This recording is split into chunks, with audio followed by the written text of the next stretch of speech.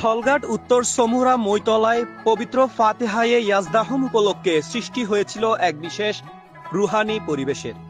মাহফিলকে ঘিরে আলোকসজ্জায় পুরো মাঠ প্রাঙ্গণ আলোকিত হয়ে ওঠে। মাহফিলের শুরুতে আগত মেহমানদের ফুলেল শুভেচ্ছা জানিয়ে বরণ করেন আয়োজক কমিটির সদস্যরা। গাউসিয়া কমিটি বাংলাদেশ ধলঘাট উত্তর সমুরা মৈতলা শাখা আয়োজন করেছে আজিমুসান নুরানি মিলাদ মাহফিল।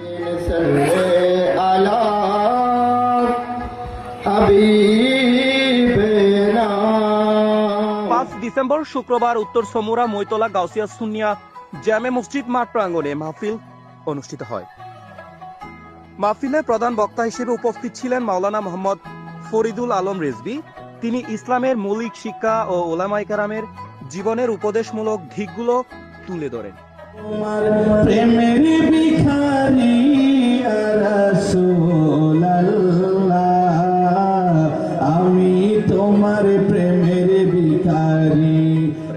বিশেষ বয়ান পেশ করেন মাওলানা শাহেদুল আলম কুতুবী, যিনি কুরআন হাদিসের আলোকে দিক নির্দেশনা প্রদান করেন। অনুষ্ঠানে সভাপতিত্ব করেন মাওলানা হাফেজ নজরুল ইসলাম এলহাম কুতুবী।